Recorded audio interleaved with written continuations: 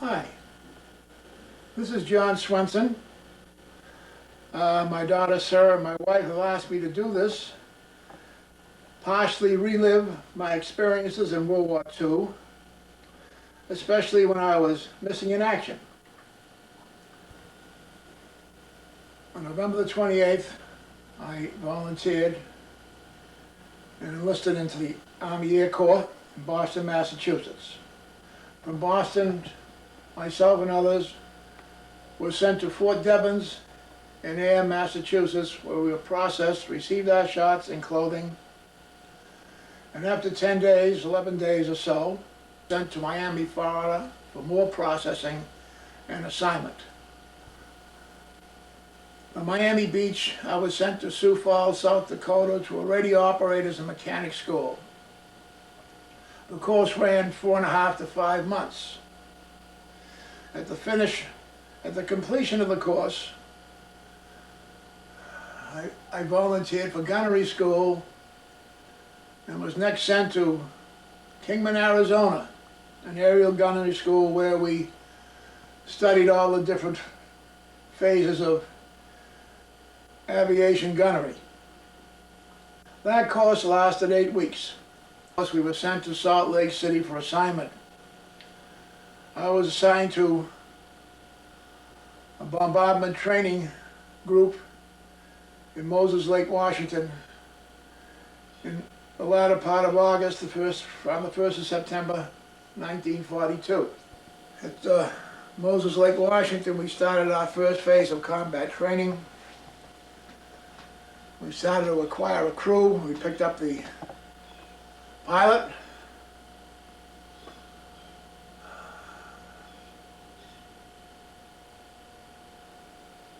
Francis Peter Smith from Denver, Colorado, and John Amory, an engineer from Buffalo, New York, and myself. We started our phase of training of combat flying, which lasted perhaps 3 or 4 weeks, and from there we moved on to Rapid City, South Dakota, and we picked up the rest of our crew. This is in around the latter part of September, the 1st of October, and we started our high altitude combat training. At the completion of the training, we moved by train to New York and prepared to go overseas. Our particular group were destined for Europe. Around the 1st of November, first or second week in November, we boarded His Majesty's ship Andes, which ran prior to the war. It ran from Liverpool to the Argentine. It was a cruise ship. We were on this ship approximately 8 days. We went across the Atlantic and we landed in Liverpool. From Liverpool we went to a reception center, and I was assigned, myself and about 17 other crews. Our crew and 17 other crews were assigned to the 100th Bomb Group. We arrived at the 100th Bomb Group the first week in December. By the 15th of the month, we were flying our missions. Our first mission was to Kiel, which was a port in northern Germany. The second mission was to Munster, in the heartland of Germany. The third mission we flew as a spare. We didn't complete the mission. We just flew in the event someone dropped out of the formation. We would drop in and complete the mission. But we returned. Third mission, which we received credit for, was to Bremen. And that was the highest mission we ever flew, at 33,000 feet with temperatures as low as 59 below zero. Our fourth mission was to northern France. We were bombing rocket areas, and that was a short mission, which only lasted maybe 4 hours, where the usual mission would last 8 hours or more if we flew into Germany. On our 5th and last mission, which was to Ludwigshafen, Germany, was on December the 30th, 1943. We were awakened around 6:30 in the morning, and the briefing began, if I remember correctly, around 7. The target was an industrial center that produced heavy equipment and chemicals someplace, I believe, in the Ruhr. If I remember, as I remember, the target had something like 500, 700 guns around the target protecting it. The fighters I don't recall, but there must have been well into the hundreds. And it was considerably a low altitude mission. We were flying at 21,000 feet. For what reason, I don't recall. This is the briefing we received. And at the completion of the briefing, we jumped in a truck, climbed into a truck, and went out to our hard stand where our B-17 Heaven Can Wait, which the ship was called, was waiting for us. We took our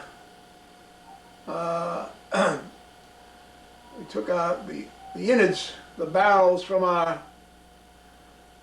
the tent nearby the aircraft, and put them in our guns, loaded the guns, and prepared to take off.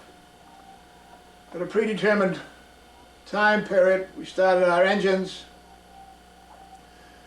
and we were signaled to move out and start taxiing to the beginning of the runway, the takeoff area, which we did. And every plane took off, began taking off at 30-second intervals. And they kept on taking off until the entire group was in the air, which amounted to 21 to 25 aircraft. We flew to a rendezvous point someplace off the coast of England, and we began circling for altitude. And this must have taken between 2 and 3 hours to get up to where we were going. Maybe less, I'm not quite sure. And I guess around 10:30, 11 o'clock, we flew across the channel over France and into Germany.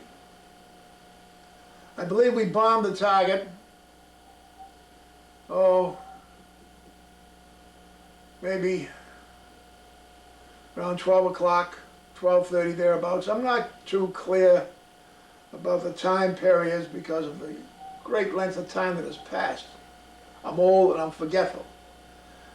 We bombed the target successfully. Nothing was, no one was in jeopardy. The flak they fired at us came up in puffs and bursts, but none of them came near our aircraft or near the group. All around us, but not in between us. We turned off the target and headed for home. And we crossed what part of Germany there was. Probably we went over Luxembourg, and we came into northeastern France. And it was there around the Ardennes at 1:40 in the afternoon. They were jumped by 3 German Focke-Wulf 190 aircraft, fighter aircraft. They came out of the sun, and we were flying tail end Charlie. We're in the low element. The group consists of 3 elements, 500 feet apart, 7 aircraft, 7 aircraft, and 7 aircraft, in a stepped up or stepped down formation.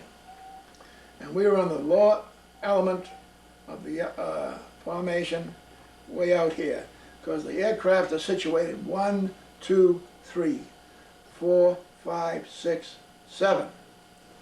They're spread out this way to give themselves greater firepower in the event of attack by enemy fighters. So the German fighters came out of the sun. Since we were sticking out, way out, in the end, we were much easier hit, and they hit us. They hit us with machine gun fire and cannon fire. Probably was the cannon fire that hit lines in the bomb bays and set the bomb bays on fire. What fluid that ignited, what type of fluid that was ignited, I don't know. It might have been hydraulic, it might have been gasoline, I don't know. They hit number 1 engine, and that was tearing itself apart. You know, when I spoke to my pilot a number of years later, he told me they also hit the controls. And when that happened, he couldn't fly the aircraft. He tried to fly it, keep it level on automatic pilot. That failed. So he hit the emergency button and he said over the interphones, intercommunications, "We're hit, bail out," which we did rather quickly. I ran to the rear of the ship.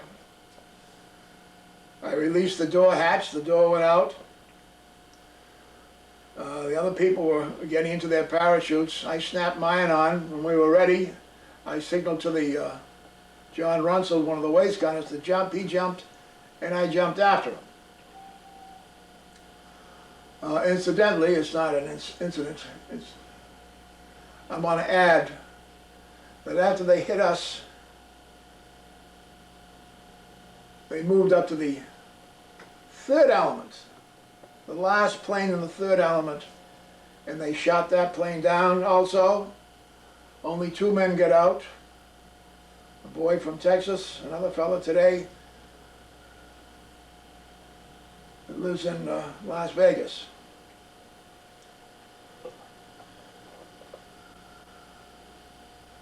Now, when we bailed out, when you leave a plane one after the other, you're not together. A person goes out, and maybe 2 or 3 seconds later, the second person goes out, and as you fall away, there's a spread of many, many hundreds of yards. So you're not coming down together. What is happening, the people that bailed out are spread all over the universe, it seems, all over the sky. And below us, there were clouds. Below me, I didn't see any other parachute in the sky. I went through the parachute, through this. Below me there were clouds. And as I went through the clouds, I realized how fast I was moving. As soon as I went, shoo, and down we went. Down I went. Underneath me was another layer of clouds, and I passed through them. And as I passed through those layer of clouds, I saw a B-17 approaching. I figured it was our aircraft because when the pilot said to bail out, the ship was falling off on its right wing. So if it continued that way, it would go in a big circle as it went down. And as I was looking straight ahead, the aircraft was coming towards me. But it was coming this way, like it was continuing that circle, and behind it were 2 German fighters following it down. That went out of sight. Then, no, I'm sorry, that was between the 2 cloud covers. Because then when I passed through the cloud cover, the lower cloud cover, I didn't see anything. What I did hear and see, I heard children's voices. Of course, they could hear the battle going on above them, but they couldn't see anything through the cloud covers. And as I looked around this panorama below me of the Ardennes, and all I could see through all these trees sticking up here and there were white steeples of some church. I came down in a clearing, fortunately. I didn't land in any tree. And I swept down towards the ground, ready to hit the ground. Didn't happen. I went up like on a swing, and I come swinging back. That's when I hit the ground, and I tumbled over backwards. As I got up, I saw a parachute. No, it was on the side, coming down from my right, over the trees in the distance. And I figured it was one of ours because it was a white chute. So I dropped my parachute. I didn't bother picking it up and burying it. I couldn't give a damn. Because I didn't see any Germans around, and I'm sure there wasn't. Which I later found out there wasn't. Because the Germans couldn't cover every square mile of real estate in France. So I went in the direction where that chute came down, and I ran through the woods, and I came to a clearing. It was an open field. And who's standing there talking to a plowman was Saul Herkowitz, my navigator. So he was trying to find out where we were. He was a navigator, and he was trying to find out where we were. If you can see the humor in it. And poor Herky, he spoke in Latin, he spoke in Polish, and he spoke in Yiddish, trying to find out where this guy, guy was saying. And all the farmer was saying was, Nix Bosch. Nix in France is no, in French is no. Bosch, the Germans. But he was saying, no Germans. Okay, so I said, let's get the hell out of here before someone comes. And as we started to move, we heard a voice saying, wait for me, wait for me. It was John Runsell. And he joined up, and we decided we better get out of the area, move to some other place if possible. As we began to move, we heard voices. About 100 yards behind us, the two Frenchmen waving their arms. And they approached us, and they tried to make us understand that they were Frenchmen. There was nothing to be afraid of. There were no Germans around to follow them, which we did. Where else could we have gone? So we followed them, and they took us deeper into the Ardennes woods. This old shack that's probably been there since the 1800s sometime. And they asked us to stay there, that they would be back. And indeed they did come back in the evening, and they brought brandy and raw eggs. I can tell you that no matter how hungry I am, I'm not going to eat a raw egg. The brandy, I had some of the brandy, but that's it. And they brought back a school teacher that they said could speak English. She was a young girl, perhaps 21, 22 at the most. She couldn't speak English. Brought a little boy with them also. Thought he could speak English. He knew 2 or 3 words. So they said, stay here tonight, and we'll pick you up tomorrow morning. We finally figured that out. They said, Martin. We finally figured that must be in the morning sometime, which they did. They came around 5 o'clock in the morning the following day, and they took us to their little village. Now, unlike American farmland, where you have a farmhouse, and the owner's family have their lands around the farmhouse, which they work and harvest, etc. In this particular area, everyone lived in a little village, and the farmland spread out beyond the village. They took us to the little village, and we went to one house, as I remember. The man's name I didn't know. After the second day, after one day after we were there, 2 gendarmes came in, who they must have called, and just to see who we were, and maybe determine whether we were Americans or not. And after a lot of hugging and kissing on the cheeks, they made us understand that someone would contact us in the near future. And a day or so later,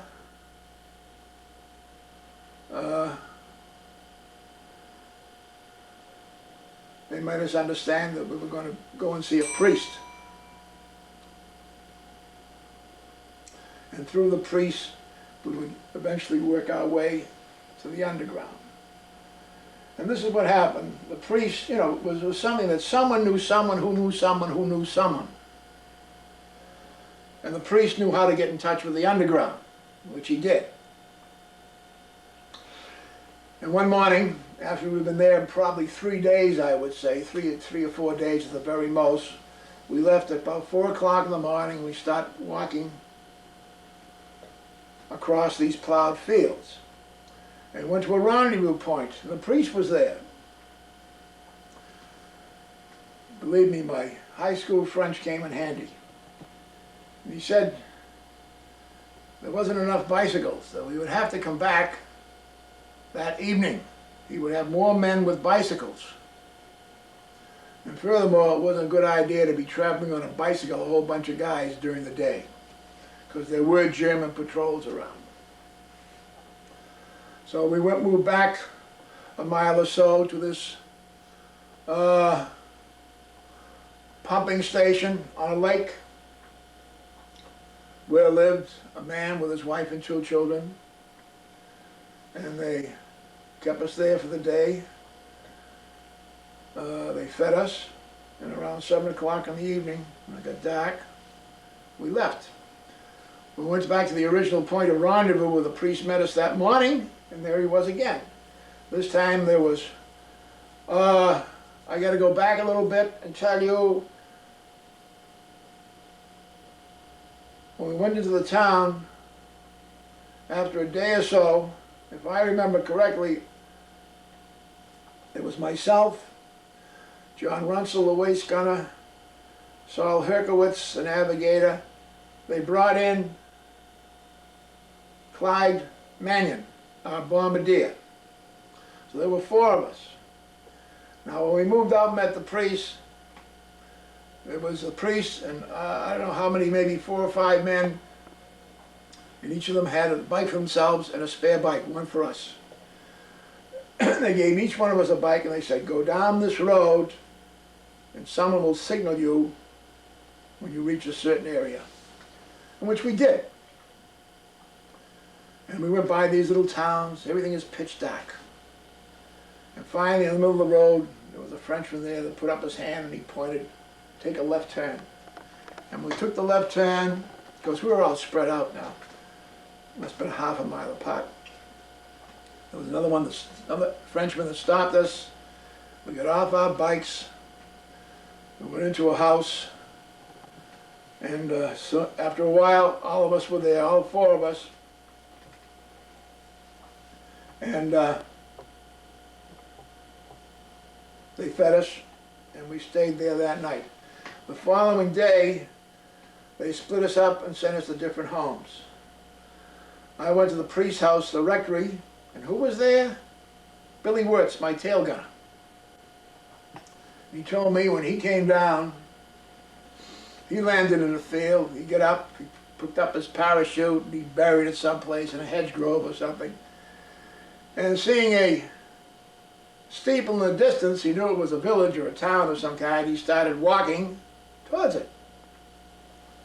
And when he came to the village, he didn't see anyone in sight. And as he was walking down, looking in the store windows, he walked by one store, in an area between the stores. No, as he walked by one store, the door opened and someone reached out and grabbed him and pulled him in. And they figured he was an American, I presume. And they got in touch with the priest, and that's how he landed in the priest's rectory. So we were together, myself and Billy Wirtz. Also in that area, we found out the following day was Alvin Little. He'd been picked up by a little French girl who now lives in Paris, and taken to her home. He had an injured leg, injured right leg, I believe it was.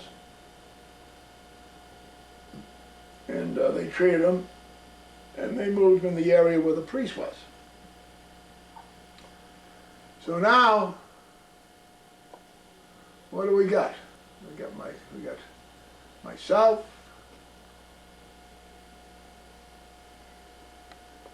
my navigator, John Runsell, Clyde Mannion, the bombardier. In this little village, we picked up Billy Wirtz.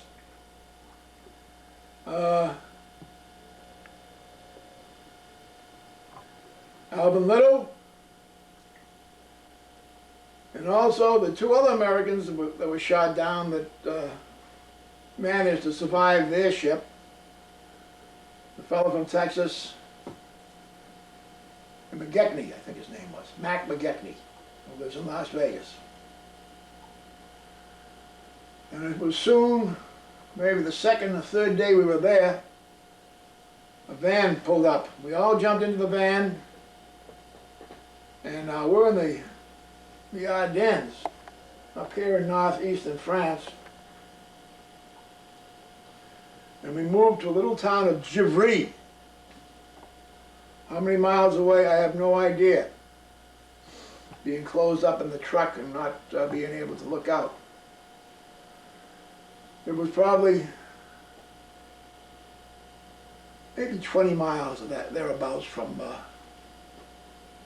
the priest's rectory. And when we got to Givry, we all split up. Al Little went to one house. Myself, Mannion, and Wirtz went to another house. And the rest of them went to the navigator, and the other two Americans went to some other house, maybe 3 or 4 miles away. And we were there 3 weeks. And while we were there, now I must go back a little bit and tell you the people that picked us up. They were members of the French underground. You had 2 types of people serving in the French underground. You had those that gathered information and sent it back to England, information on the Germans. And with them were people who might have done the same thing and other things, such as finding shot down Allied airmen and attempting to return them to their homes in England. So, I went to the home with my 3 other companions, the home of George Logat, who before the war was a dealer in farm machinery and equipment. He had his mother, wife, and 4 children, the youngest of which was Henri. We never saw the other 3 children because they were afraid if they saw us they would talk when they went to school and the information would get out. Henri stayed with us. He came and went as he pleased. And because he was a little fellow and couldn't speak very well, he was so young, he was probably 2.5 years old. They figured it was safe to leave him around.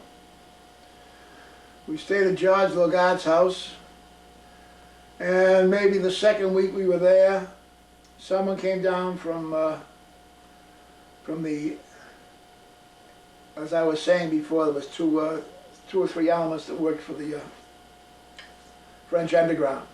Those that collected information, those that did that and rounded up, shot down Allied airmen, and the FFI, the Free French of the Interior. These were the military type Frenchmen that sabotaged and harassed the Germans in France. And those 2 or 3 guys, I guess it was 2 of them that drove us in that van down to Givry, were the toughest looking guys you ever want to see. They carried machine guns and grenades. They were ready for battle. All right, after we landed in George's place, the following week, I believe, someone came down from the FFI. He was the chief of, as they call the chef, the chief of that particular district of the French underground, of the FFI. And he interviewed us. He asked us for information. He spoke a little bit of English. We wrote everything down for him. And he was going to check with England to make sure we were what we claimed to be.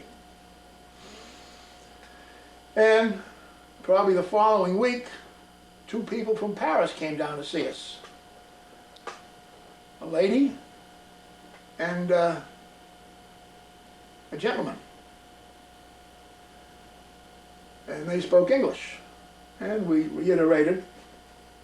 We gave them our experiences, who we were, our names, the serial numbers, the bomb group. They had checked us out, and they told us their intention was to move us out of France into Spain. Well, another week went by. After the 3rd week, on the 4th week we were down. We left Givry, we went to another house a couple of miles away to be ready to board the train, because the train came into this town. The town was Attigny. If I remember correctly, it's spelled Attingny.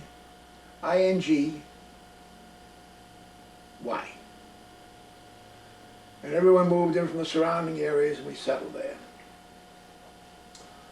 Now, probably the 1st week in February, we boarded a train that took us from the Ardennes into Paris. We get off the train, and the Frenchman that took us on the train and was with us on the train, the funny thing that happened, we weren't fooling anyone on the train. All the Frenchmen there knew who we were. They were smiling and shaking our hands and offering us their seats. And when we got to the Paris station, nobody knew who we were, especially the Germans. Because when we got off the train, we went to an area that served food. It was like tables outside the main cafe inside the station.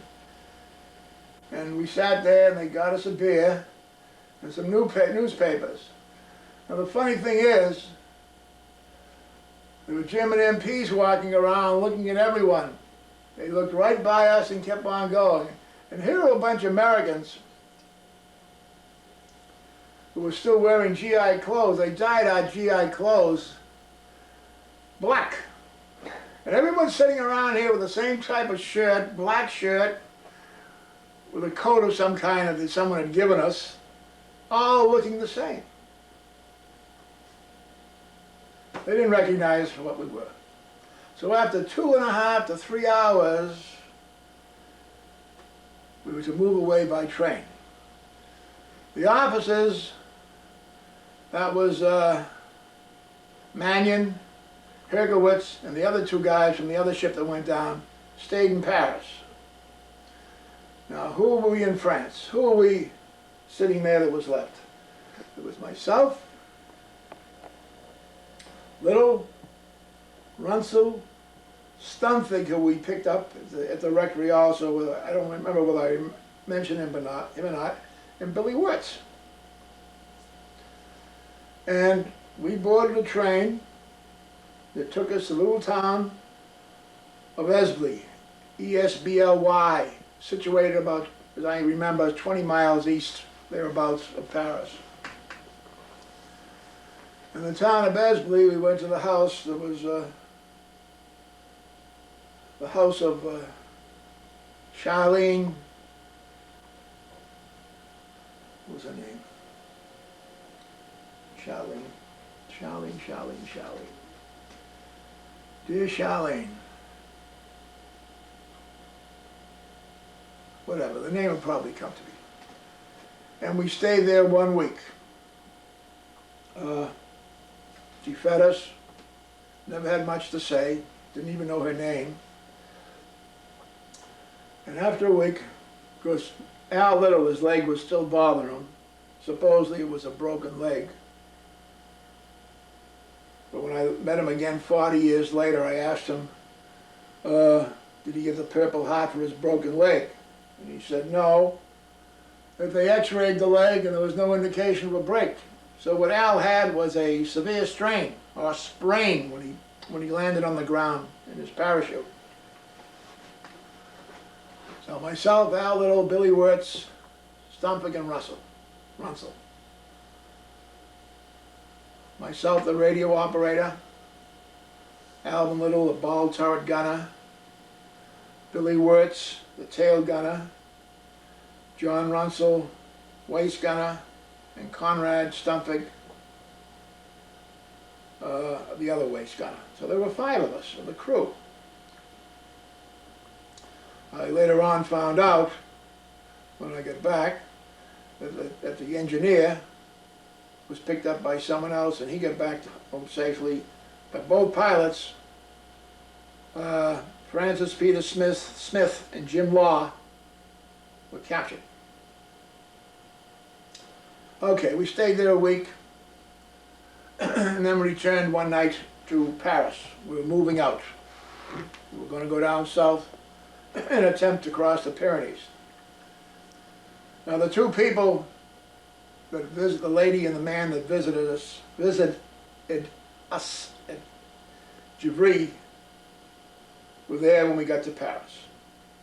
Took the underground and God knows where we went, and we arrived at their home eventually. And they made up made up our identity cards.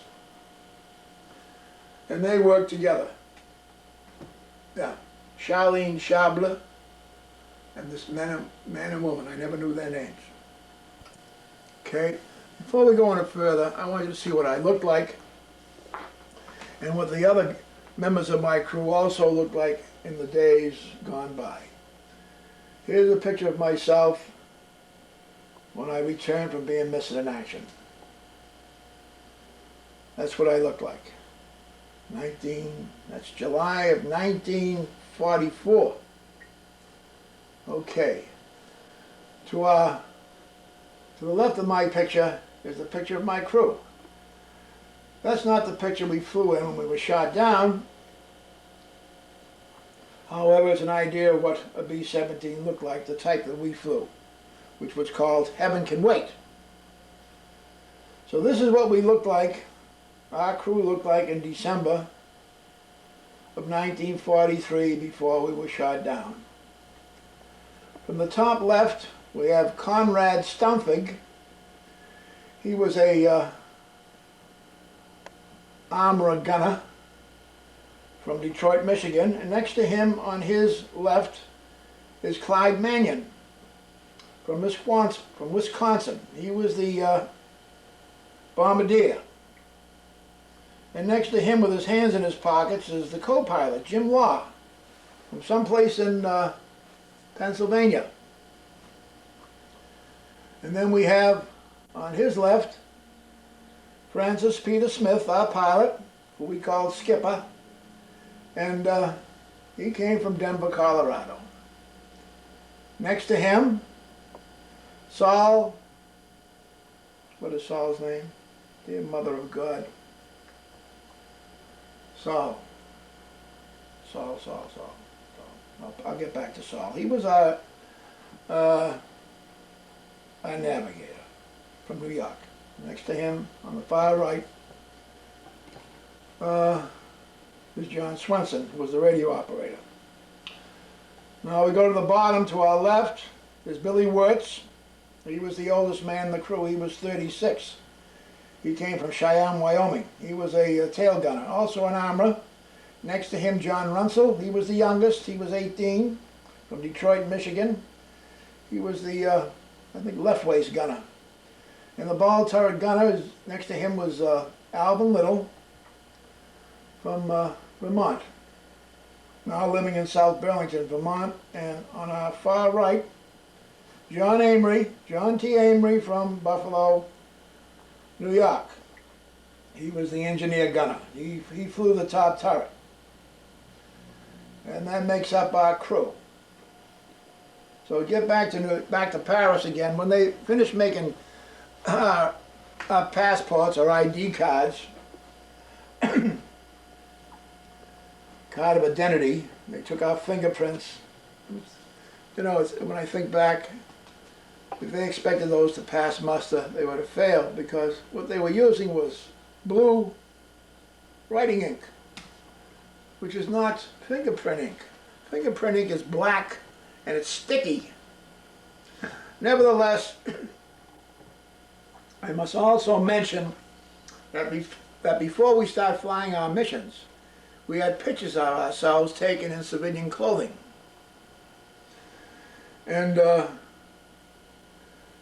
all the hundreds of men that had these pictures taken of themselves, we all wore the same clothing.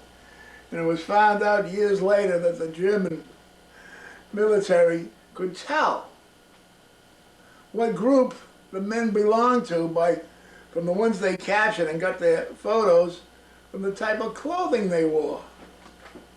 Nevertheless, that's the photos they used on our passports or identity cards. Is the real name for these things. And when we got to leave, ready to leave for Paris, we were taking a light train, maybe that's left Paris at 11 o'clock, and we're going down to southern France. Of course, right now I can't think of the name of the city we were going to. Nevertheless, we were each going with a Frenchman who was wanted by the German Gestapo for one reason or another, whether he was a criminal or whether he was working for the underground. So the pair of us would leave, and we were all going to the same place in southern France, the town of Tarbes. So the train, after we left Paris, went down to southern France, the last large city before it went into the backward country, or the ski country you might say, near the Pyrenees Mountains.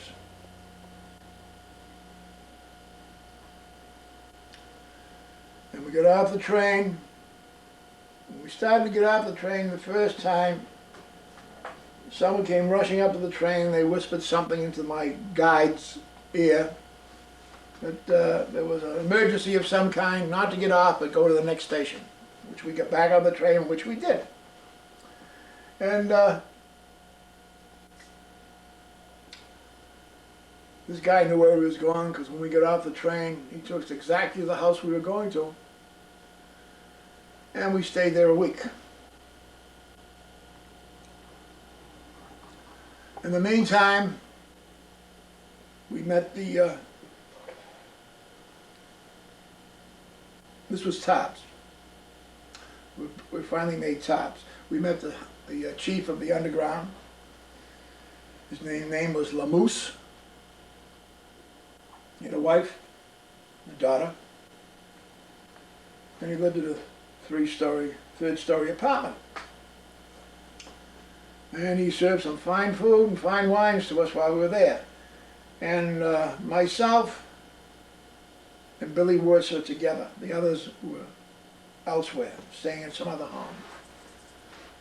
And while we were there, they were making arrangements to move us further south, nearer to the Pyrenees. Oh, when I started that station, I just recall, I can't recall the name of the station, in southern France, and we had to wait there for a couple hours to meet the train that was taking us to Tarbes. And while I was waiting in the station, I had the makings of a cigarette, but I didn't have any matches to light my cigarette. And while I was standing there, a German soldier walked by and he stopped to light his cigarette. And when he did, I put the butt in my mouth and I said, "Monsieur," and I stuck my face into his face, and he passed me a light. I said, "Thank you," and he left. Okay. Bordeaux was the name of the station. Bordeaux. And we got there in a steam-driven train, and when we left Bordeaux, we left on an electric train. No more steam, this was all electric, and we went to the town of Tarbes. And on the train, we're sitting on, unlike our trains, you have an aisle on one side of the train, and apartments, or compartments rather, on the other side. And with two benches on either side of the compartment where everyone sat, and there were all kinds of people in there. Even the Givry, the Vichy police, I'm sorry, the Vichy police. And there was a couple of guys there, but you sort of become an actor. And when someone says something, they laugh, and everybody laughs, you laugh with them. Because if you didn't, they might get suspicious. So this went on for God knows how long, till we reached Tobbs, and we were settled in, and the weeks went by, and we met different people.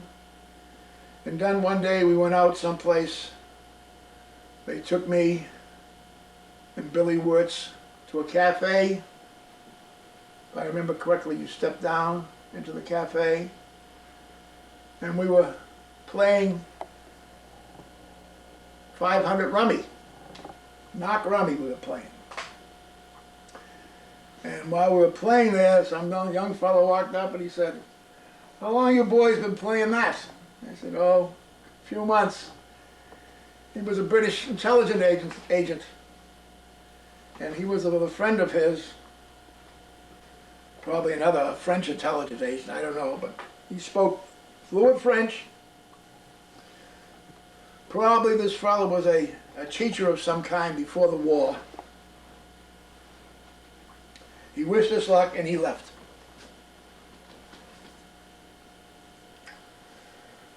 I don't remember the reason why I went to this cafe. Nevertheless, maybe it was for the British agent to look us over or whatever, I don't know. Nevertheless, we returned to where we were before, and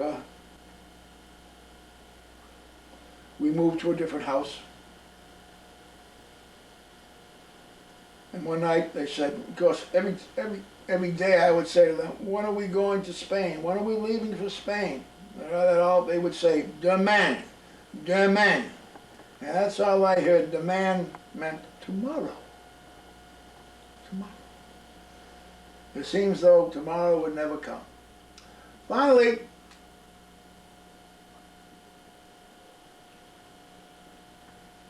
a truck pulled up one night. We all tumbled in. They were going further south now.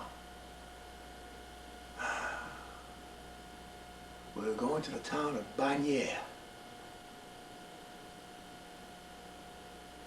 Bagnier was a short distance from the Pyrenees.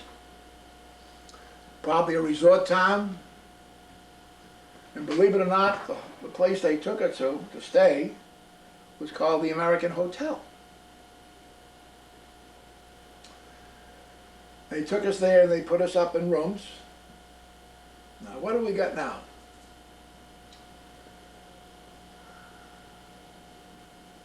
I started out by myself with John Runsell and Saul Herkowitz. That's his name. The navigator's name was Saul Herkowitz. After the war he changed it to Saul Hirsch. So who do we got? There's the three of us there. And now in this hotel, there's the remainder of my crew except the both pilots and the top turret gunner, the engineer. For each one of us that went down south to Tobbs, there was a guide. So now we had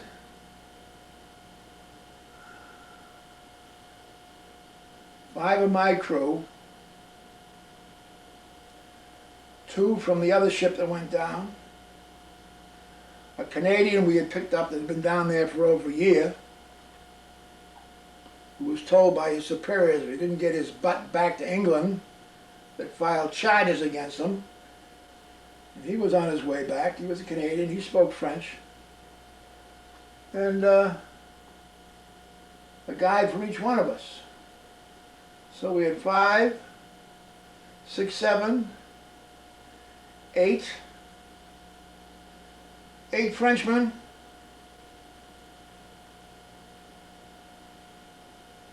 in our group. I had a problem in those days. I wore a size 13 shoe. It was tough enough to get the size in our military, but in France it was an impossibility. So I wore a pair of the largest military hobnail boots that they had, which was about a size 11. And of course it was too small for me. They were tight. I didn't know what the future circumstances would be, but I found out after a while. So after we were all settled in, and plans had been made, they had contacted a guide who knew the area, who knew how to cross the Pyrenees into Spain. Now this is in February, January, the latter part of February, the 1st of March. Still winter, heavy snows.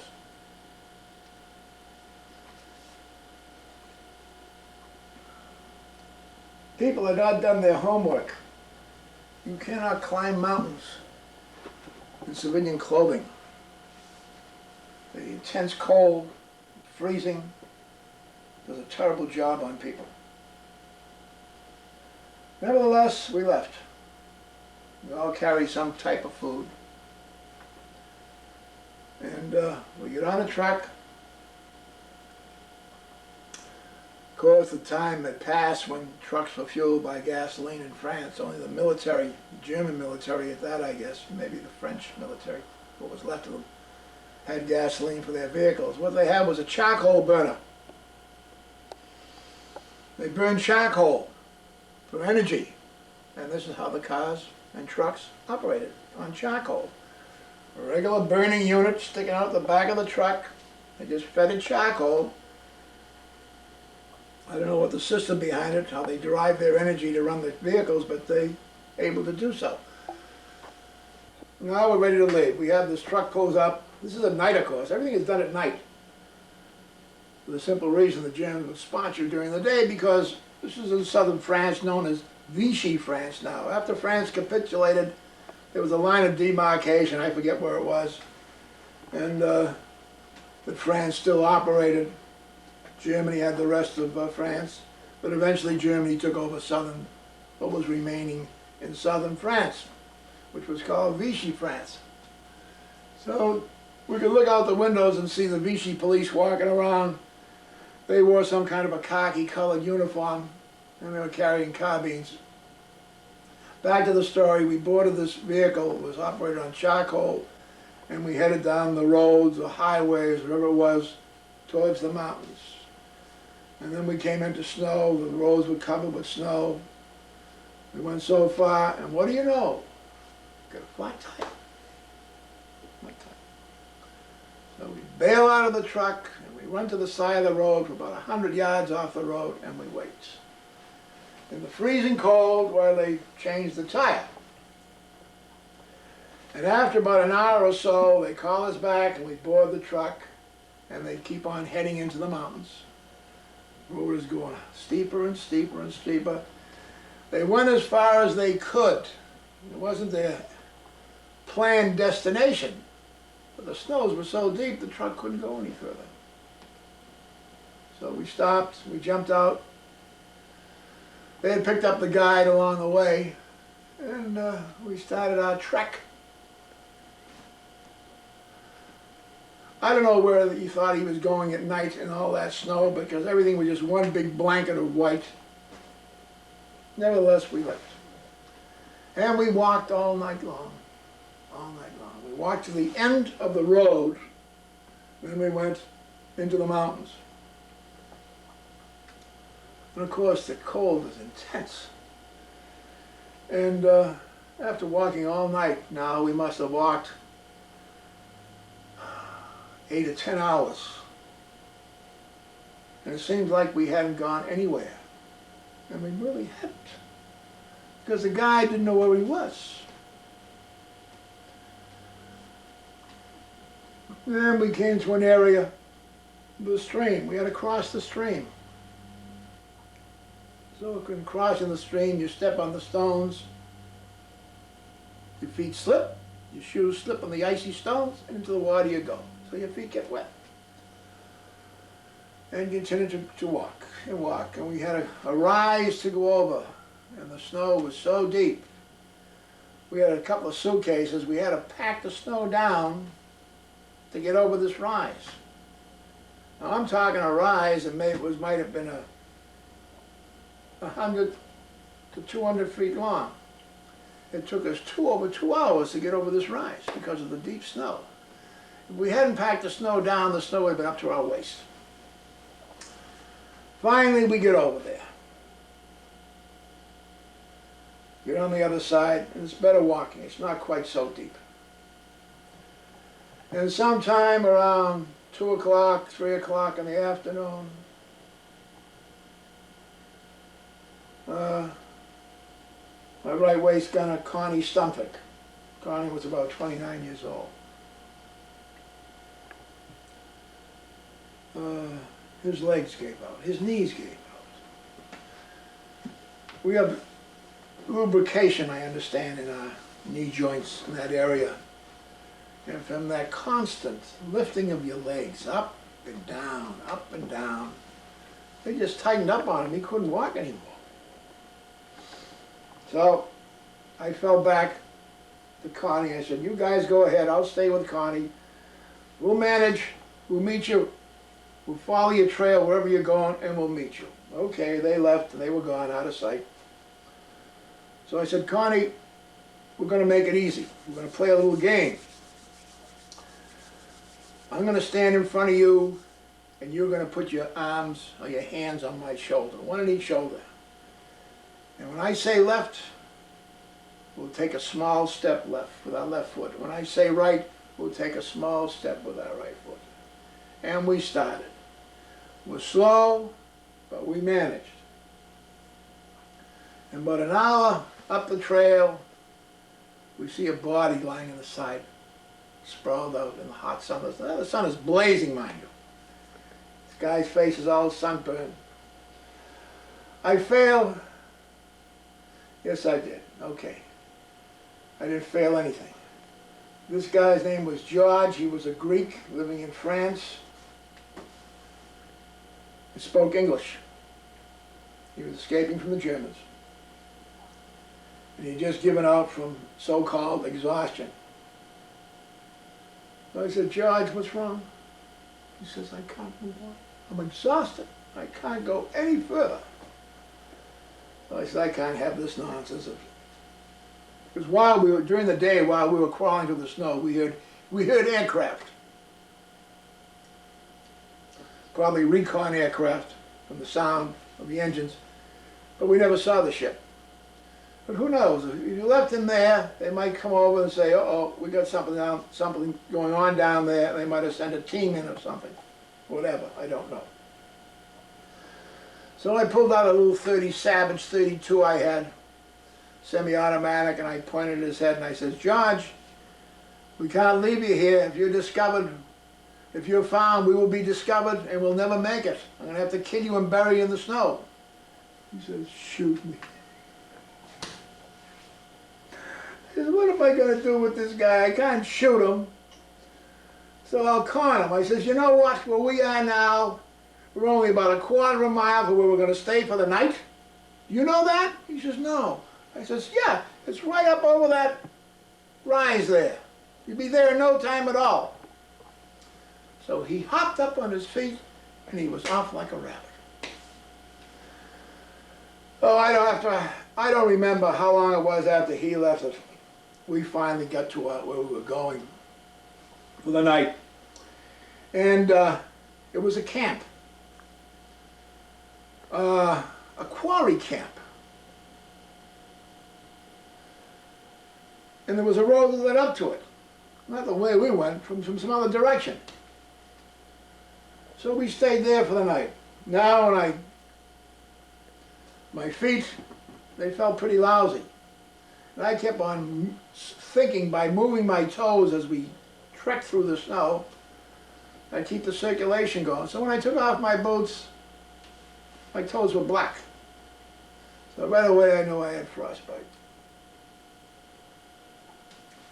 And others had it too, but not as severe as mine because my shoes were too tight, too small, and the tightness restricted the circulation. So we slept there that night. They fed us. What food we ate, I don't recall. But in the morning, my feet were all blown up. I couldn't get them into these tight-fitting boots to begin with. So what I did was I cut off the top of the toes of the shoes. And when we were flying, we had escape kits. The escape kits contain maps, silk maps, water bottles, rubber water bottles, pure rubber water bottles, purifying pills for water, needle and thread, matches, a compass, and maybe a few other odds and ends which I don't remember at this time. So I cut off the tops of the toes of the boots, and I pulled these rubber water bottles over my toes on both feet. And I wrapped my boots in burlap and tied them with some string. And we left in the morning. Around 3 o'clock in the afternoon, with the pain in my feet and physical exhaustion, I couldn't go on anymore. And I told the guide this. There was a couple of other people too, a couple of Frenchmen had the same problems. They had a touch of frostbite too, and they were exhausted.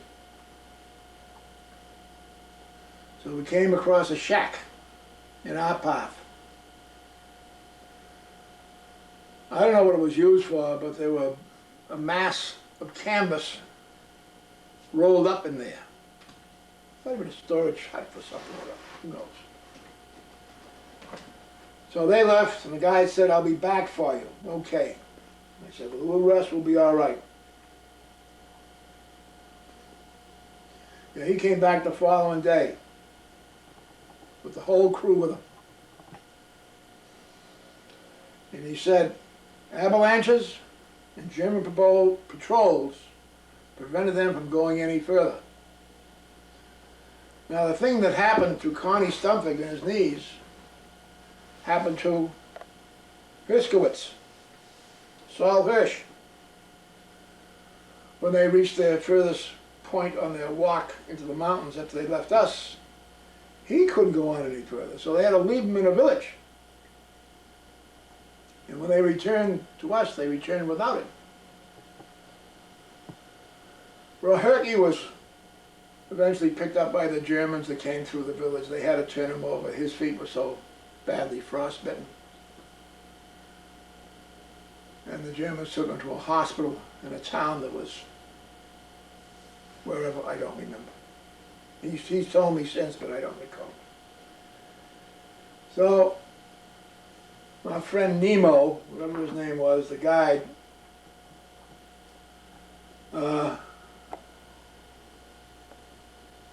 said we had to go back and try from a different route some other time. We couldn't get through there. So we went back to the quarry camp.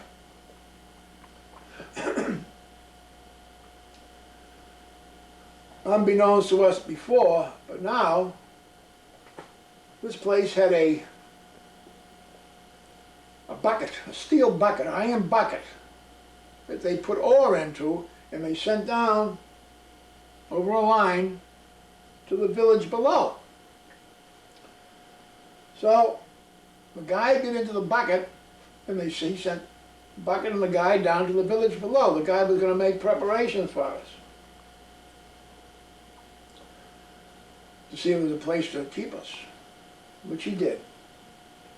And he came back up again, he followed a different route, and went into this village, and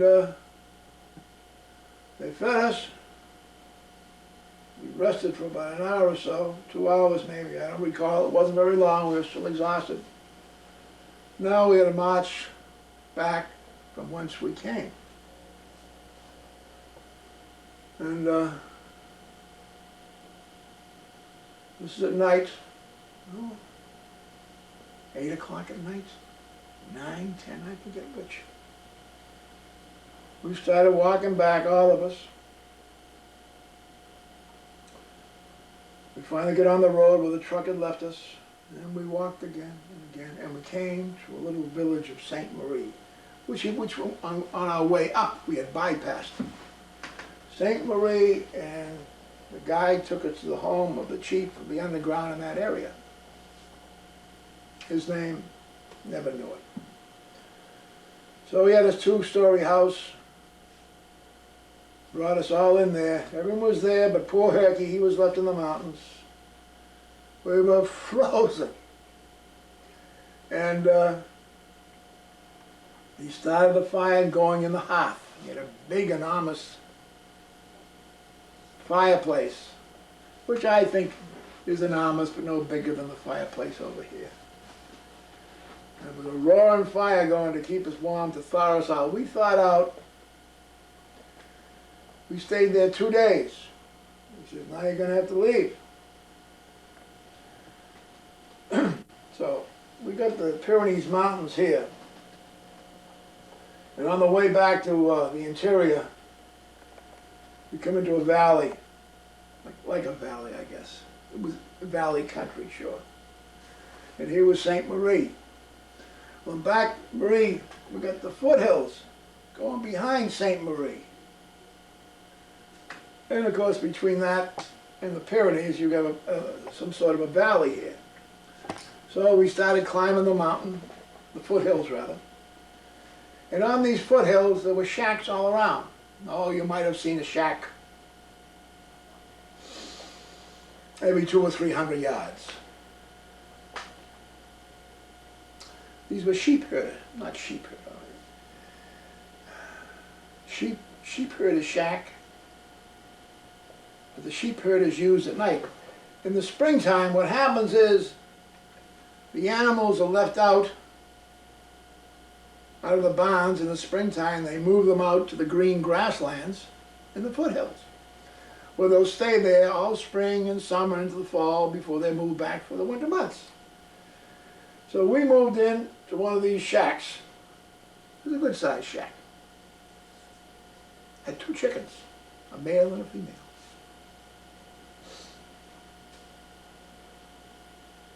The cock was a big son of a gun. He had these big long spurs sticking out of the back of his legs. So we moved up there, and after a couple of days, a doctor came up. They got a doctor for us to look at our feet. And there was nothing he could do but give us Vaseline and bandages. We could bandage them. And what happens when the feet turn black, the top of the feet weren't frozen. It was the toes that were frostbitten. They turn black, they bubble up. Like when you burn yourself, you get a bubble there of water. And the Vaseline was to do, I don't know what it would do, it wouldn't do anything, but keep them moist. And the bandage was to help prevent them from being broken. Because when you break those blisters, you might have problems, unless it's done medically.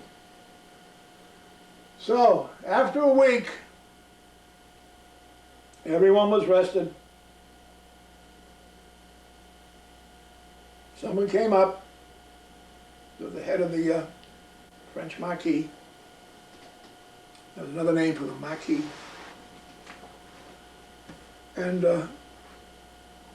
everybody left but myself and Jean. Jean, who's Jean? Jean is this fellow over here. There's a picture of her taking us in France, in Barbastro in France, where he's on the left, and the Spanish soldier in the middle, and I'm on the right. So he was left behind. His feet were badly frostbitten, as mine were. And they said, someone will come and pick you up. So all we had to eat was potatoes. Now, by the way, I was the cook in those days. I cooked everything.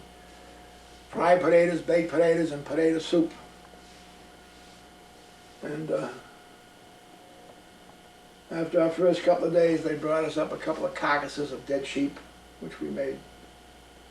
We roasted, and we had a stove. It was a stove in that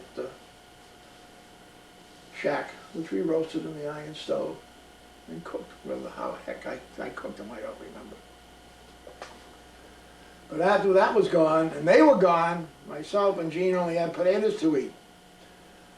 So after a week of just standing around doing nothing and going bats, we said, let's explore this area.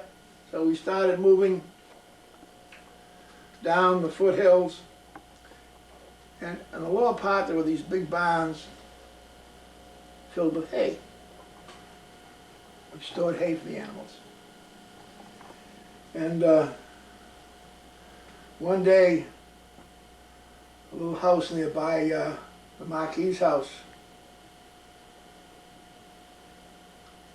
Yeah, let me explain a little bit before this happened. No, this didn't happen quite yet. Okay, this Frenchman saw us, and he came out after about a half an hour or so with a bucket. He pointed the bucket, he went back in the house. He left us some food. And there was cheese, soup, and bread. It was fantastic after eating potatoes for a couple of weeks. So, in the afternoon, after that, we moved back to the shack in the hills. He said, let's get the hell out of here. I don't remember how we kept warm. We didn't have any blankets or anything. Well, we cover ourselves with straw. Straw isn't warm. So we moved down to this barn that had all this straw. He said, let's stay down here instead of going way up there. Which we did. And one day, the farmer fed us a couple of times. I said, the hell with this. Let's go into the chief's house. Now, I don't know if we discovered then or ahead of time that the house had been burnt down. What happened was the burning in that hearth, that roaring fire for those 2 or 3 days, something underneath the hearth caught fire, smoldered. And when no one was there, the house went up. The fire set the house on fire. That smoldering fire underneath the fireplace. And the house was gutted. So there was all kinds of rags and cloths and sheets around it, so we can use to cover ourselves with that. So we moved in. In the afternoon we moved in, 2 people showed up at the door. A Frenchman and a French woman. And he said he was the insurance adjuster for the fire. I says, well, we can't stay around here very much longer. We told him who we were. We told him we were Americans, Je suis American. We were hungry. And he says, okay, I'll be back tonight with some food for you. Fine. He never returned. If he did, we were gone. Because an hour or so later, a truck pulled up, and the chief, his son, was there. Took us by truck back to Bagnier, to the same American hotel that we were before. The 2 of us. And we stayed there for, I don't know, a week or so. And then we moved to another house out of the hotel.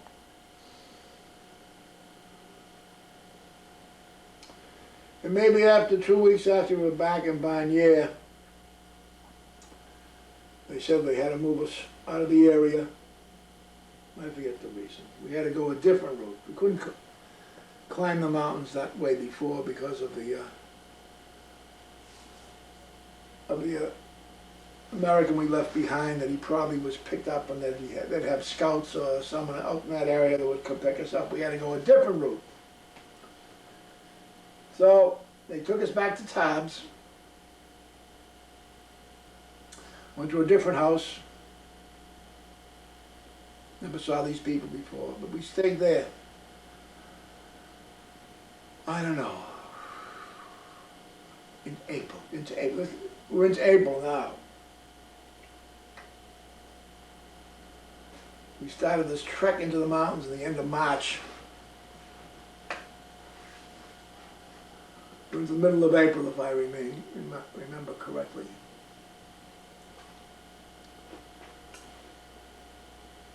And here is where they made me my shoes. I still have them upstairs somewhere. I explained to them, I showed them my cutout shoes. There was no American, no shoe available on the French market for a foot my size, which was 13. So they made me a pair of boots. All right, this time we had a different guide, and one day, shortly after Easter, I believe, around Easter, we left by truck, in the front of a truck. We were sitting in the front of a truck, and we went to Lourdes. Before we went to Lourdes, we stopped in another village, and we went into the truck drove into the yard. And the big barn they had there was full of lumber. It was a lumber yard. And no, we went through Lourdes first. I saw part of Lourdes as I went through. We went to the lumber yard. This truck was loaded with lumber. And they had space underneath the lumber for us to crawl out under, which we did. And we picked up a guide. And in the early evening, we headed for the mountains again. The other mountains we went across was the High Pyrenees. I believe these were the Low Pyrenees. And we went through a couple of checkpoints without any problem. And finally the car stopped. The truck stopped. We get out. Oh, we picked someone up on the way down with the truck. A Frenchman. He was an architect who was running from the Germans. He's probably dead now because then he was in his 40s and here it is almost 50 years later. And the three of us and the guide got out of the truck and started walking up the hills. No snow, just grass. These are the foothills of this particular range of mountains, I believe. And we walked all night long. And around maybe 2 or 3 o'clock in the morning, we came to a house in these hills. Now this house was one story. Had a barn on one side. How big was it? Maybe 20 by 20. And there was a bed in each corner of the house. And in one bed, there slept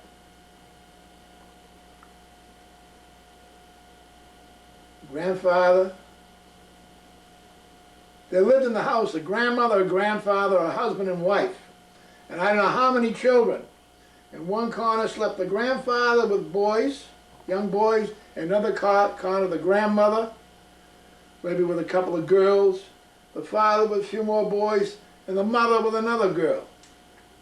And they fed us, and they gave us hot milk with brandy in it. And we moved into the barn, and we slept for 24 hours. We arose a couple of days later, and we were off again for Spain. It was much easier this time. We didn't have the heavy snows. But where we were situated, below us, ran a valley. Went down like this and up the other side. And as I remember that day, the day we left, I think it was, or maybe the day before, I don't recall, the rain, the warm rain coming down. We're in the spring now. The warm rain is coming down. And we have all these colors running across the landscape within and around the valley. It was a gorgeous sight. The colors were remarkable. Okay, so we left. Wished them goodbye. In fact, one of the women there, one of the elder women, I don't know if it was their daughter or not, was a school teacher. She spoke some English. The names, never asked for names. It wasn't a good idea to ask for names. the reason behind it was if 30, 40, or 50 years down the road, another war should arise, and maybe these grandchildren of the people that helped us would still be around to help us again. So we never asked for names, and we never gave any names. So off we went. We started climbing again. And as we climbed, the higher we climbed, the deeper the snow became. We came into snow, but it wasn't as deep as the last trip, the first trip we made. And I can remember walking on the top of a mountain that below us was a valley that went down for thousands of feet. How beautiful it was, the white snow. One slip and would have been gone. But we were all right. We had a good guide. So we finally reached a point on the top of this mountain. He stopped and he said, "There is Spain." Way in the distance, miles away, we could see the green grass, the greenery. He said, "See you later, good luck." Well, we were thrilled, happy. We had finally made it, and we ran till we hit the greenery. And we found a path. As we were walking down the path, we came across a couple of border guards who were sitting there eating their lunch. They called us over and they gave us some of our food, and they said, "Well, we're going to have to take you into town." Okay. They took us into town. And we gave them what information they needed. Gave them our names, serial numbers. And they would contact the American authorities. We stayed there a couple of days. With a guard, they took us by bus, the three of us, to the town of Barbastro. How many miles from the frontier? I have no idea. Maybe 20 miles. And they took us to the prison there. They stripped us, took whatever we had away from us. We didn't have much. And put us in a cell, a large cell. And the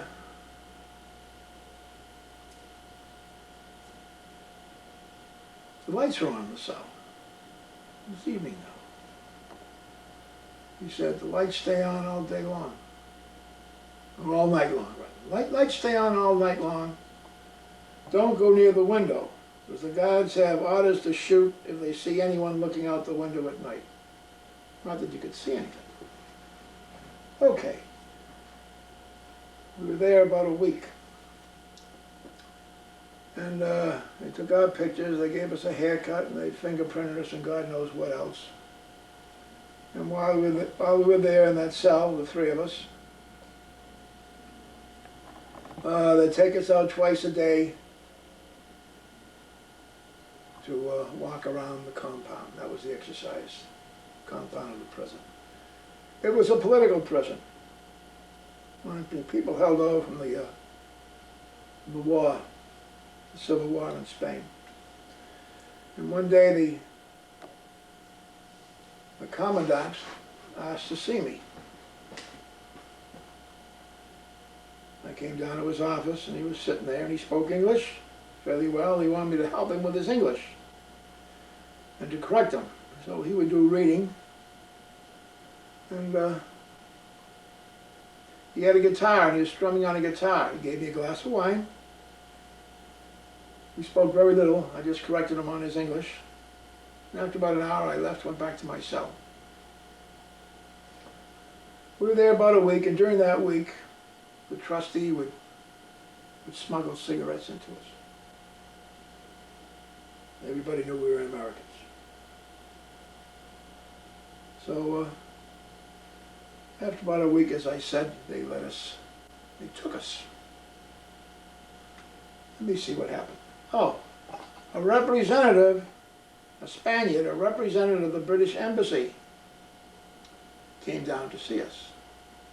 And we were released from prison and taken to the local hotel. The Frenchman was taken elsewhere. he was to go to North Africa where the Free French were. And he left. Myself and Jean, we stayed at the hotel, and there we met Josephina, who ran the hotel.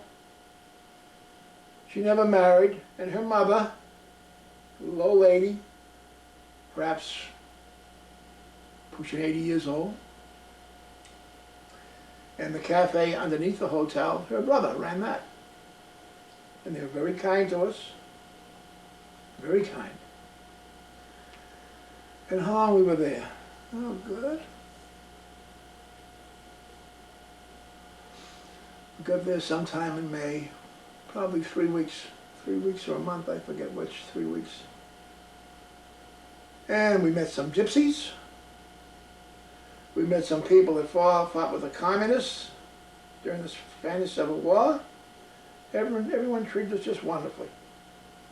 I remember one day I was walking down the street. It was like a promenade area that went out to the country road with trees on each side of the road. And it was a gypsy. I was wearing my grandfather's ring. I never lost it. It's a wonder. It was a snake ring that coiled around your finger. And he asked me if I wanted to sell it to him. So with my broken French, which he understood, I said it was my grandfather. He had given it to me. It was a family heirloom. I just couldn't sell it. He understood that. He said, maybe I can sell you something. How are you going to sell me anything? I haven't got any money. He says, well, come on anyways. Follow me. So we went back in town and we walked into a house that I think was probably a 3-decker. Went to the roof and we started crossing over roofs. We came to one house, one roof. We went down to the top floor and there was an open room. Good sized room as I recall. And on these sawhorses were these boards, and on top of the boards, these wide boards, were these bolts of men's clothing. Cloth. Suiting, I guess you'd call it, suiting. Men's suits. And he just wanted to show us what they had for sale. And they're all gypsies there, and they're all dressed to kill with their felt hats. And I suppose this was suiting that they had hijacked from someplace. And he showed it to us, to me rather. I was by myself, and we left. I thanked him, and off I went. Whether I saw him again, I don't remember, I don't recall. But there were a lot of beggars around the area, begging for money. And the madam wouldn't be a madam, it would be a señorita. Josephina, who never married, would sign for X number of dollars to buy our cigarettes and what have you.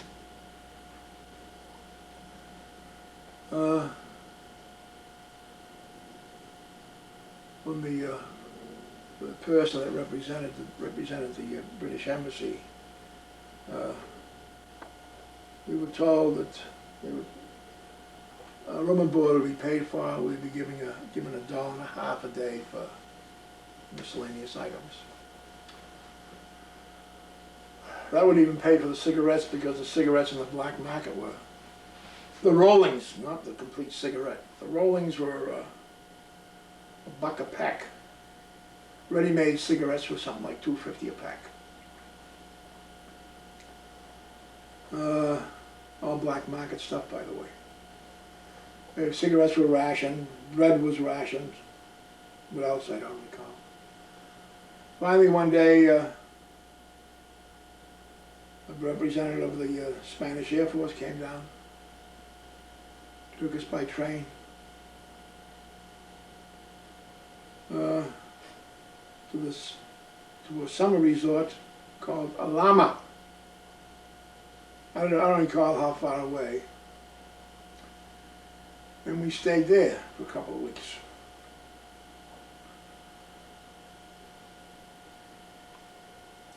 There was like a central location for all Allied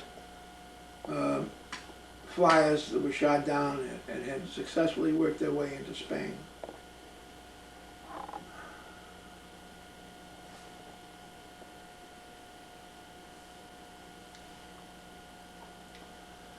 And there were people from Italy that flown out of Italy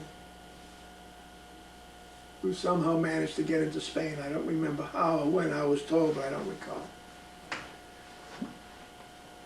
And eventually, someone came down from the American Embassy, and one day we packed up and we got on the train and we left for Madrid. And got off the train, went to the American Embassy, and across the street from the American Embassy was the German Embassy. We walked to a restaurant. There was a whole bunch of us, I forget. There might have been 15 or 20 of us. Went to a restaurant, had something to eat, left and boarded a train and headed for Gibraltar.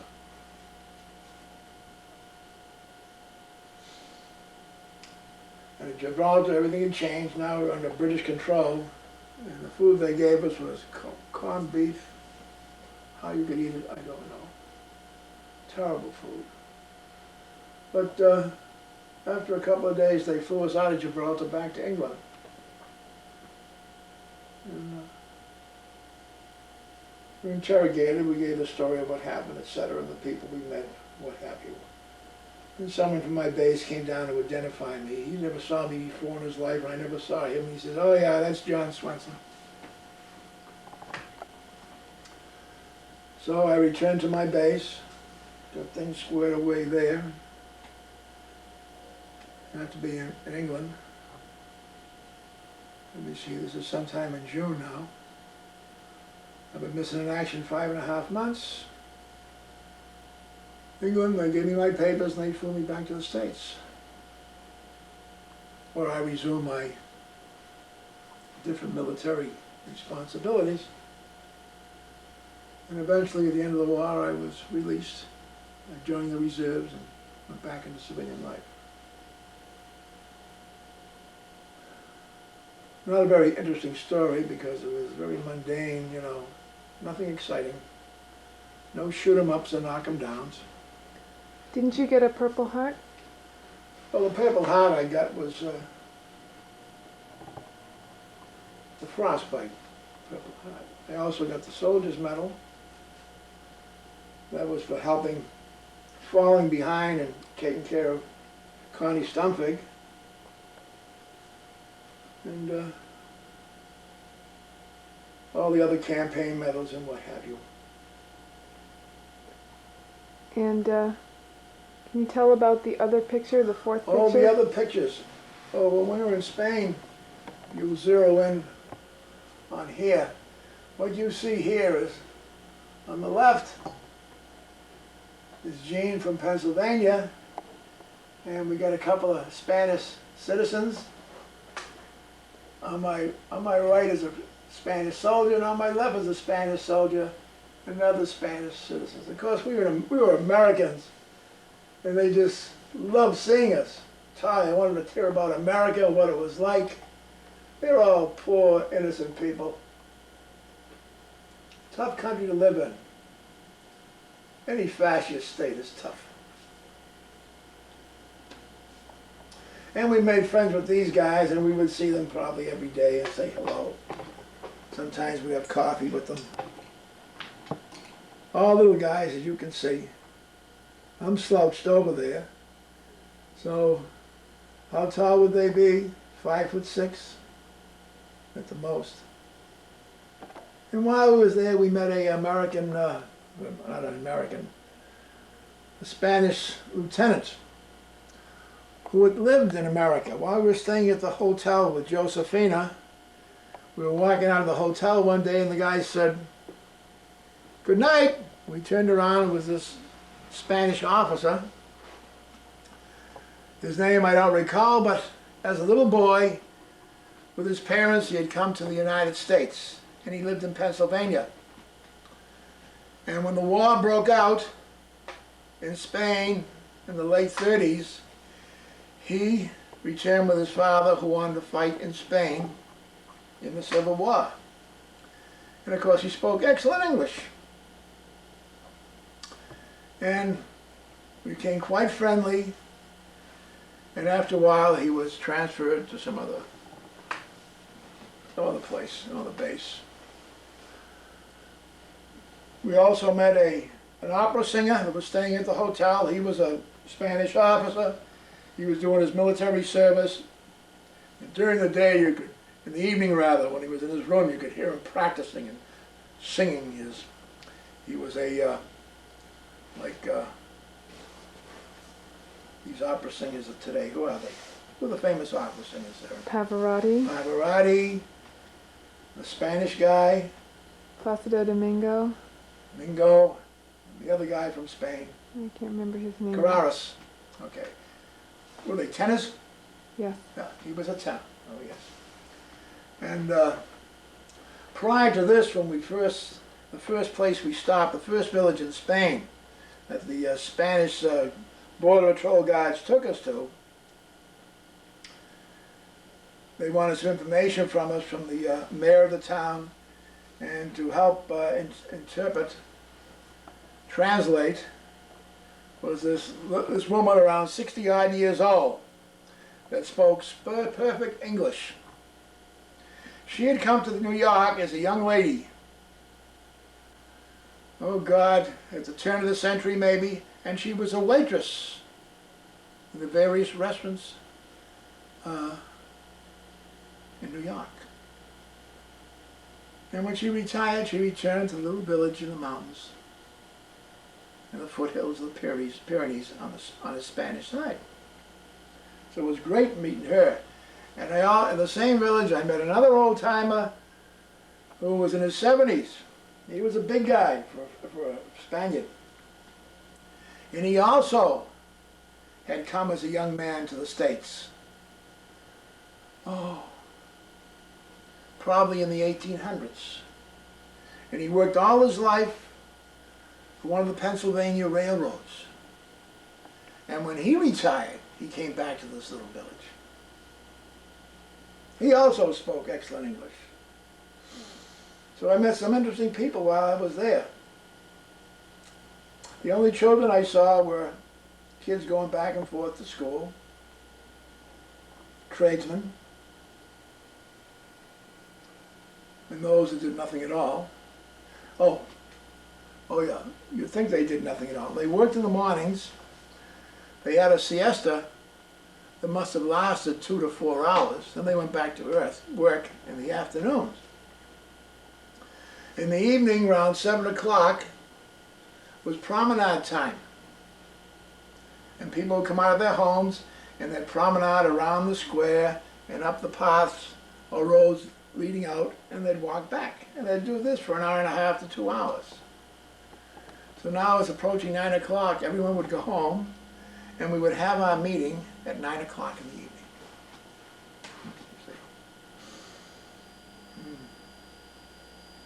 And usually a breakfast would consist of toast of some kind, some jam and some coffee, or cocoa. Lunches are pretty much like our own, and dinners also. Food was good at the hotel, very good. People were very kind to us. Okay. And when we left, all the girls were in tears. Josephina and her little mother, oh, they were just lovable and delightful to know. I never wrote them. Being a fascist country, I'm sure all the mail was open and looked at, so I didn't want them to have any problems, so I never wrote. I just said a few prayers every once in a while. And that's about it. If I think of anything else, I'll bring it up. And we'll go over it again the next time around. Thanks for listening. Well, I haven't completely finished. There are some things I would like to add. You must understand that this is off the cuff. There has been no real preparation. Nothing is written down. It's as I remembered it. And I don't remember everything. But what I want to add, before finally signing off, are credits. I want you to know something about the French people that helped us. Probably 5 to 9 months, 8 months some of us spent missing in action, there were probably over 100 people that helped us, maybe even more. And I want to recognize the people who first helped us out and took us to their little village of Palme Mulroy. And you must understand that by doing this, by helping us, not only did they put their lives in jeopardy, but also the lives of their families. There's the Maquis, the FFI, Free French Forces of the Interior, who are also known as the Maquis. Their help is involved. The priest and the people of his town that helped us out with their bicycles. And George Logat and his family, and his mother, and the people in the town where one little old man offered to take his boots, his shoes off his feet and give them to me because I didn't have any shoes. I was walking in my electric flying boots. And the other people in Givry and Attigny and the other towns are involved in helping us and hiding us from the Germans. And the people, the Marquis in that area, Charles was his first name. I don't recall his last name. He's the one that contacted the people in Paris. The Paris people, Charlene, with whom we stayed in the Paris area, in Esbly, and her cousin that helped her. And the guides that escorted us to southern France, and the people we met down there, and their families. And it keeps on mounting up the number of people that helped us. And also I'd like you to know that about the 8th Air Force, the type of people I flew with.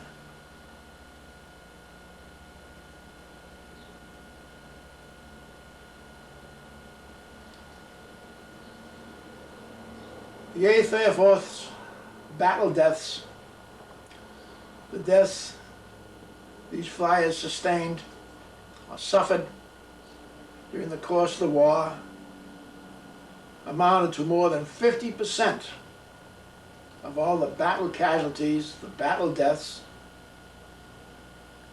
in the Air Force throughout the war in all regions and theaters of operation. It wasn't easy. And the men who flew these missions were real patriots. All right, I want to go back a little bit. I mentioned the other crew that was shot down right after us, and the only 2 people to get out. I recall the names now, and I wrote them down. The bombardier's name was Charles Compton, and he came from a town in Texas, and he died about 3 or 4 years ago from Alzheimer's disease. The other fellow was Leonard McChesney, which we called Mac.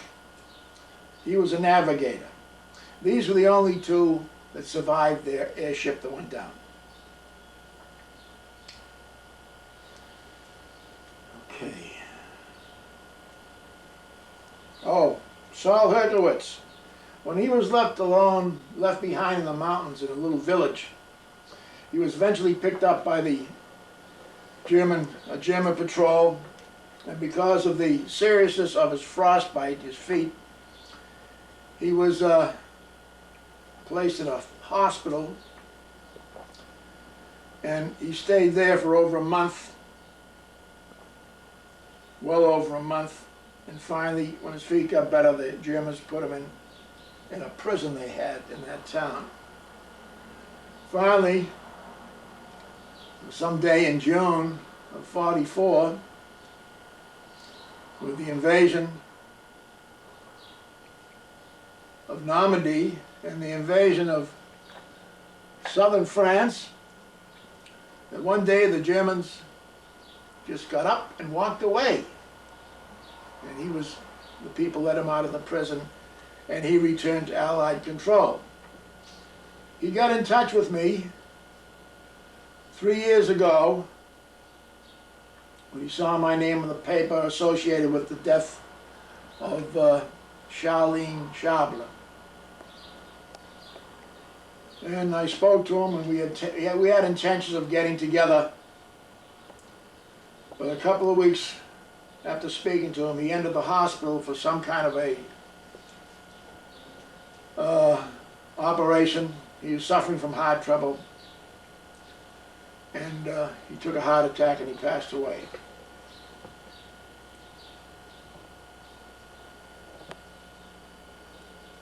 Of my crew, I believe 5 of them are dead today, have passed away over the years, and there's perhaps 5 of us left. I'm not sure of everyone because when I wrote them years later, I never received an answer.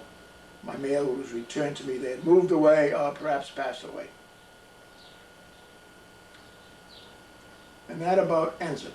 Oh, I want to also mention that after the war was over, I stayed in the active reserve.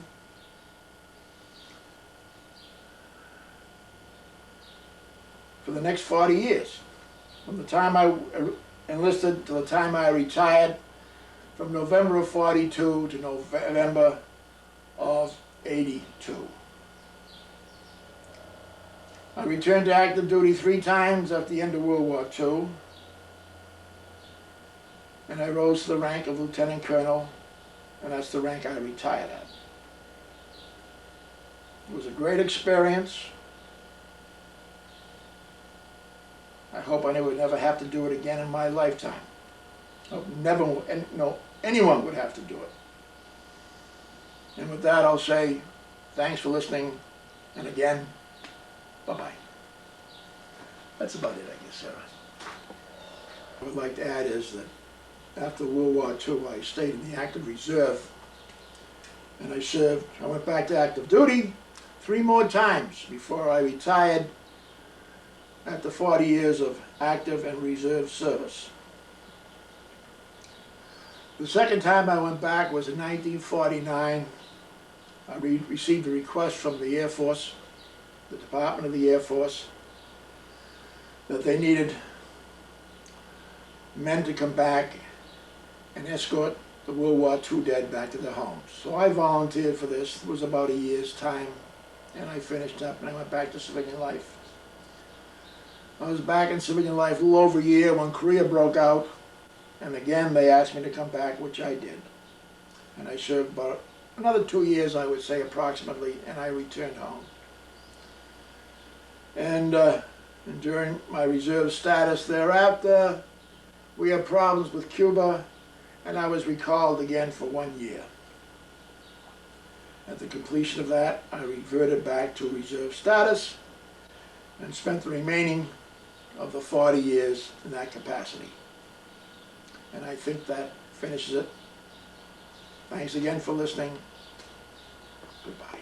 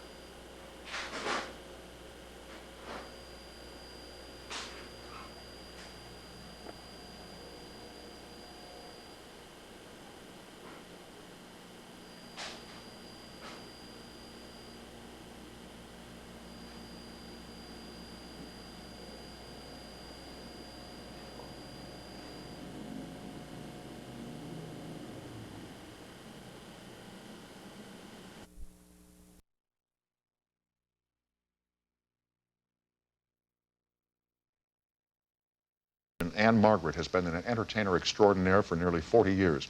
Her best-selling autobiography called My Story is out now in paperback. And this Sunday, she stars in Blue Rodeo, which will air right here on CBS. And I've always wanted to interview her, and it's a pleasure to welcome you to our studio tonight. Thanks for coming in. Thank you. Thank you. Do you remember back way before this all started for you, when you appeared on the original Amateur Hour when you were a kid?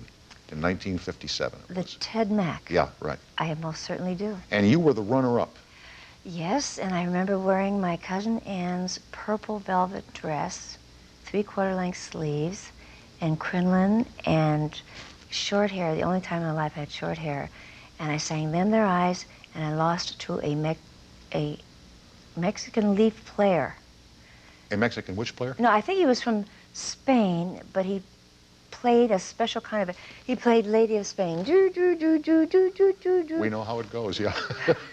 No, because everyone, you know, he was great. Yeah, and he went on to great stardom. No, he really was great. He was a sweet, sweet boy. And you were a student then shortly thereafter at Northwestern University, back in Evanston, Illinois. And you That would great football school. Yeah, and you would perform around campus or around the Chicago area while you were still going to school, I read. Yes, not around campus.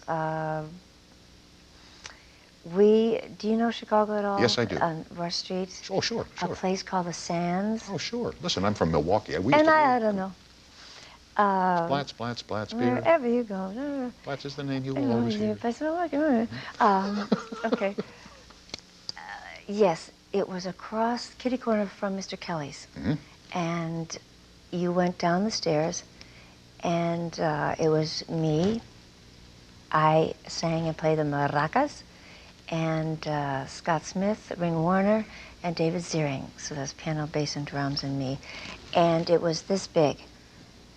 And I stood behind the bar, and there were, you know, the wooden slats. Oh, sure. And he was always doing the, you know, with the. Yeah. I was trying to My Funny Valentine.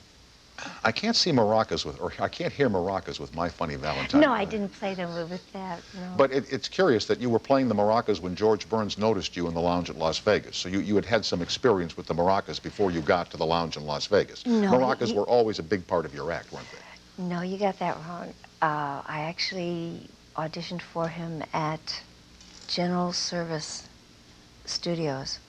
I did 2 or 3 songs for him, and he says, You want to go to Vegas with me in my act? I said, I'd love to. And that was Christmas 1960-61. And what did that do for Anne Margaret, the performer? And you're correct. I thought that he wandered past the lounge, but you're right. You had performed for him at a different venue. Then you went to Las Vegas. Well, in an empty warehouse. Yeah. That would be different, wouldn't it? Yes. And so you went to Las Vegas with him for a series of shows. And how did that change your life professionally? What did that do for you? Oh, my goodness, completely.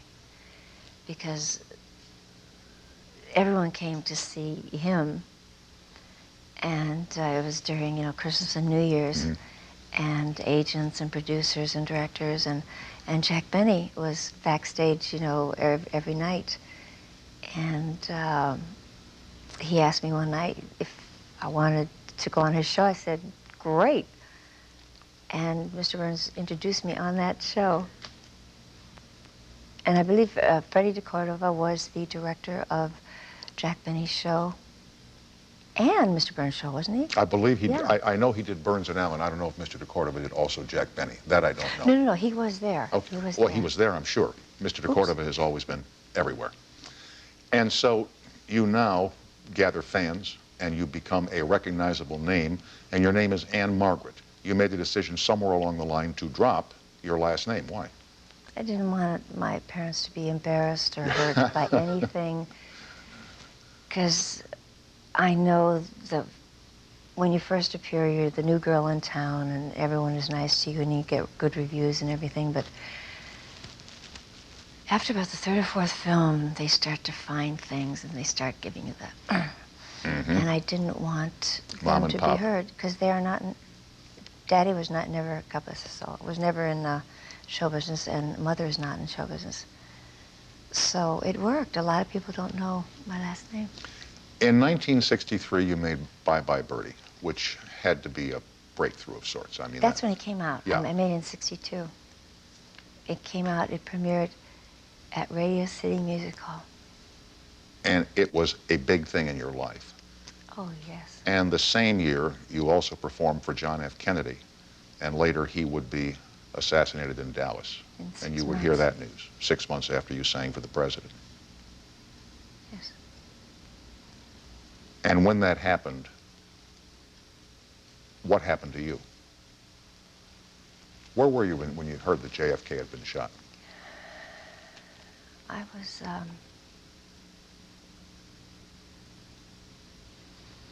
was driving in my car, and there was no one on the street. And it was about 11 or 12 o'clock in Beverly Hills. Mm-hmm. I thought, what is going on here? And then I saw people on the sidewalks crying, and I turned on the radio, and then I heard it. I couldn't believe that it could happen in this country. I knew that it had happened before several times, but I guess our country was never the same after that. And when you heard the news, where'd you go?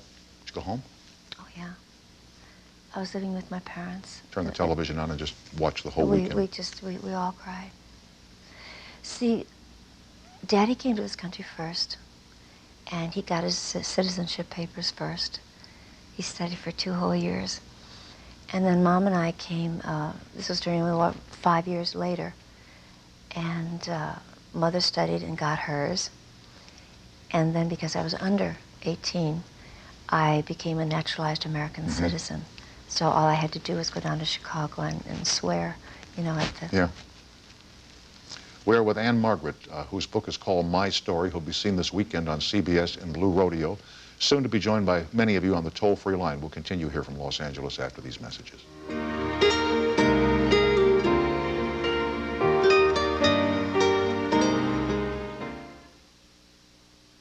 It's back! Subway's A1 Steak and Cheese smothered with original A1 steak sauce. And now you can get the A1 Steak and Cheese meal deal. A 6-inch sub, a bag of chips, and a 21-ounce drink for just $3.99. Subway! Hurry in for Subway's A1 Steak and Cheese meal deal, only $3.99. You know how Superman's strong and Batman's got gadgets? Wonder Woman's got gadgets. Superman and Wonder Woman. Okay. No matter how you describe it, it's about to change the way we see and hear forever. In a Saab 9000 Aero with 225 turbocharged horses, you could have serious fun. You could feel the rush of torque. And when Automobile Magazine says you must drive this car, you could admire their keen grasp of the obvious. The Saab 9000 Aero. Find your own road. Saab. Imagine the perfect man, the perfect husband who's married to 2 women at the same time. We go to the police and we destroy him. Every woman's dream, CBS Tuesday. There's never a good time to fall for someone. I seem to have a hard time keeping my balance around you. But if you're running away from your past and trying to reunite a family... All I care about right now is getting my son back. It could be the worst time to fall in love. No wonder Dad left. Or the best. I think I love you. Chris Christopherson, Anne Margaret, Blue Rodeo, CBS Sunday.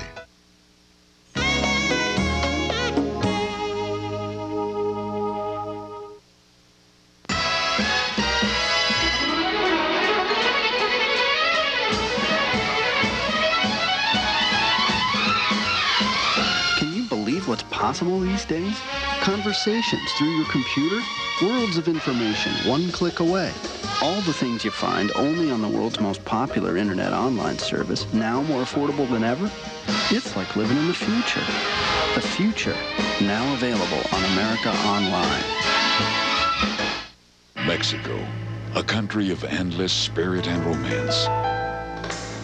Come, look around. Discover the endless spirit of Mexico.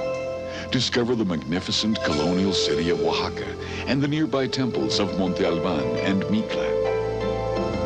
Feel the endless romance of the unspoiled beaches of Huatulco. Come, discover the endless spirit of Mexico.